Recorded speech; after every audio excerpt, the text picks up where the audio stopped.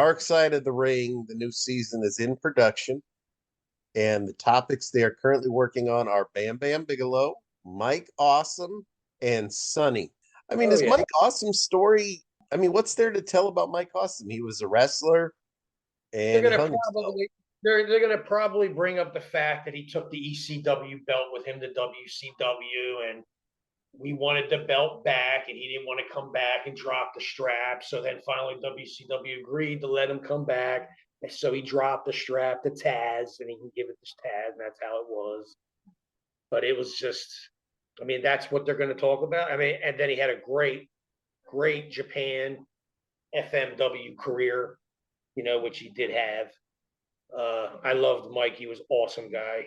I was We were pretty good friends. I mean, the last time I seen him was when we did the one night stand, and I got to talk to him for a while that day and night. So, but I always loved working with him, and like I said, we'd go to Japan a lot, and he would always work for FMW. He was he was called the Gladiator in FMW. So he was a big guy there. Do you fault him though for leaving ECW? I mean, he probably No, wasn't getting paid. WCW probably offered him fucking 500 grand. no, look, we were going to go to WCW. I mean, it had no problem with that. Everybody was moving on. We knew what was going on. We were all moving on, but we didn't. Some guys that left earlier that got in WCW lucked out. You know what I mean? Other guys like myself and my partner, we were signing later, and that's when Vince came and bought everything up. So we couldn't sign nothing after that. So Well, and then even that's Vince signed Awesome. Like, he worked steady. yeah. He Uh, was the fat chick thriller in WCW. He stole my I know real life gimmick. they didn't. That's one thing I don't understand. I mean, he's an unbelievable athlete, and then they give him one of the stupidest gimmicks. You know what I mean? I could see, a person that's out of shape that doesn't work out. Like a Sandman character, instead having that gimmick instead of Awesome, because he was Mike Awesome, the Gladiator. I mean, he had a fucking he was big. He was in shape. He was throwing guys over the ropes into the crowd. I mean, his matches with Tanaka were unbelievable, man. Were fucking amazing matches. I would even just hold my head after seeing some of that match. Why do you think he committed suicide? Any idea?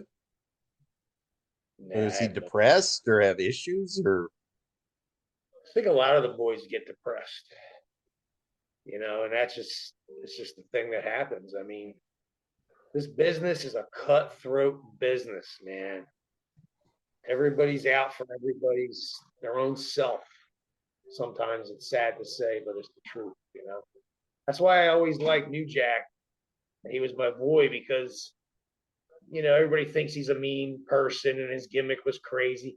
But he called me every week, every 2 weeks, just to check in to see how I was doing, making sure everything was cool, even though he would have a lot of shit going on in his own life. You know what I'm saying? But that just shows you how humble he was. People don't know that.